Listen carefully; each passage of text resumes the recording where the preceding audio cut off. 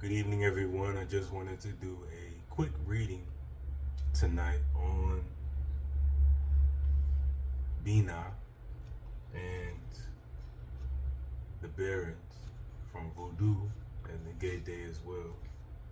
Bina is a sphere or realm within, I guess, Kabbalah or Hermeticism, which I'm not an expert in. I've actually tried to avoid it, but it seems a bit unavoidable. But it's representative of the great seas, or I guess you would say the great womb of life and death. And here I have a section from the New Orleans Voodoo Tarot that I wanted to read relating to this. It starts off with giving honor to the dead and those who've passed on. To those who are named, we give you reverence in memory.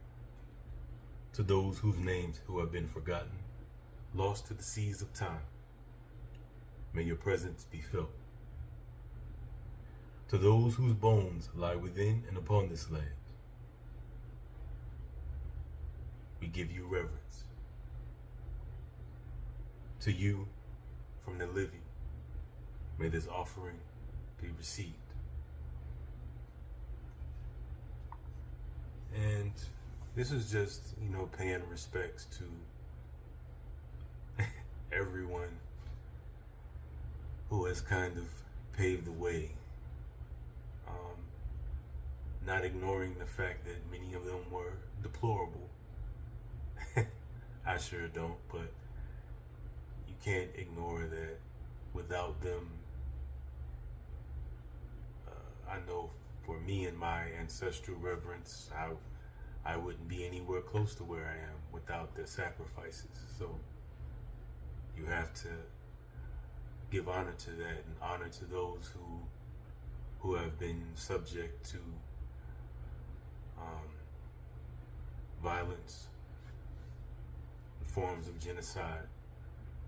Honor to the many women, the many children, and the warriors who have fought and died and never got to see more. I think in many ways they still walk with us today. We just don't know their faces. Not to be too doom and gloom, but this is, I think, to give honor to the season and to respect the dead past, the, kind of pageantry. I don't want to say pageantry, but the celebration. It's celebration. I would say pageantry within the U.S. consumption of Halloween versus, the joy and reverence of other cultures. I would say just to, remember and try to feel it, go outside and just touch the ground and speak. And it makes a difference. But I'll read from this section on Bina.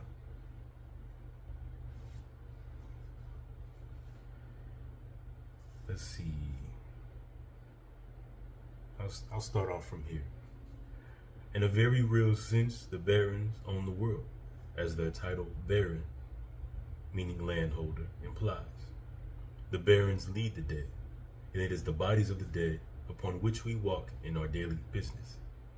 Since the dawning of life, all who have come before us lie within the earth. The land on which we walk rebuilds and renews itself. The cycles, what we call the great mother, what some would call the great mother, or the divine union between masculine and feminine, quote unquote, the balance between life and death. This is echoed throughout known history in many stories. But yeah, the land we walk on rebuilds itself and renews itself using the bodies of the dead. This is the last step of the food chain. Our bodies eat of the earth and then are eaten by the earth. And with this, you understand that when many of us were indoctrinated into certain forms of thought, that you avoid death through everlasting life, you understand. But we come to an understanding that there is no life without death. You can't, separate the two.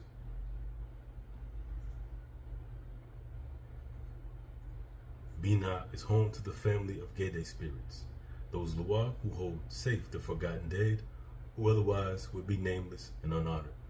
It is through Gede that these spirits are praised. Their name revolve around them, safe from the strong winds of oblivion. The love of the Gedes is expressed through the twin forces of sex and death. Sex, or union, promises the voodooist continuation in the visible world. Death holds the promise of continuation in the invisible world. Through the grace of sex, souls are born into this world. With the grace of death, ancestors are born into the world of the invisible. The womb and the tomb walk hand in hand in the sphere of the Gedes. They are both places of passage and initiation. And this is it's represented by the cave, the cauldron, the the chalice sometimes, or the ocean itself. Life springs forth and life returns.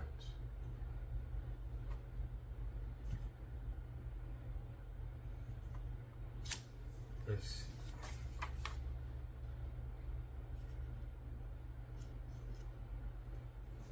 Binah is home to the Great Sea, which promises birth and continuation. The shell of this vessel also contains the city of the pyramids, the vast necropolis where in the depths, working with the tree of life, sit and wait and experience a thorough cleansing and elevation. The womb tomb is the form through which sex and death are expressed. I think the shell that they were referring to is the tree of death, or they call it the Citra Ara, or Citra Ara, or the clip off. Again, I have not worked with that system. I am strictly trying to understand more about Binah. But I don't see the two trees as separate. I just see them as two sides of the same thing, like we are. I believe is representative of who we are as a being and who the world is. And we mirror the world mirrors us. And it's this interplay between the two. But yeah, here's the Baron card. And I just wanted to do this reading to, again, give reverence, but also to a reminder that though tragedy happens, though there is much injustice in the world, that everything hasn't turned its back on us, that we can have hope and understand that death is a part of a natural cycle. Although there are those that want to control the cycle and wield death like their own blade, and we do our best to fight against these structures. Remember that there are those that still care, that still watch over us, that still guide us, that still protect us. even in trying times.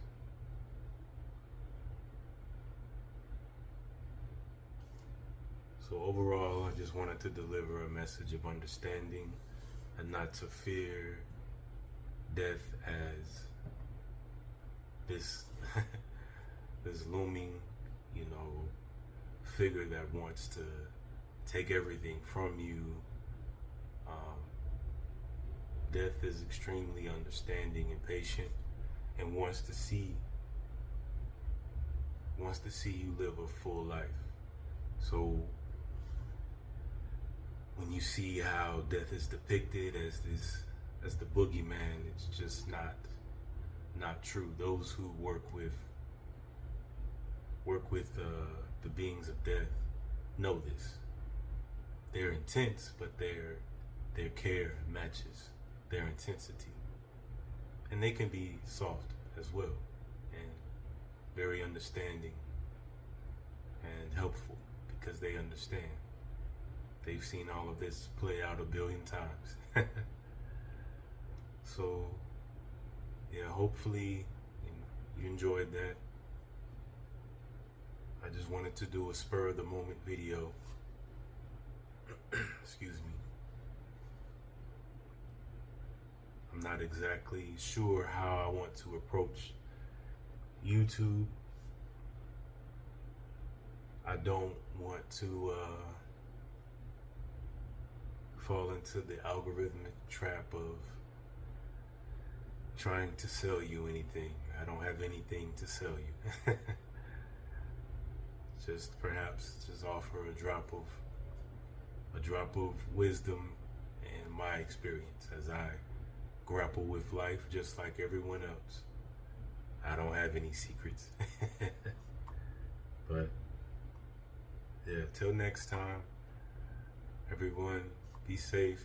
Remember, your ancestors are with you, the land is with you, and seek the quiet moments in your life to reflect and heal during this time.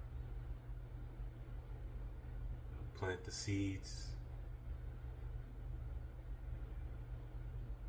to sprout in a new day. So yeah, take care.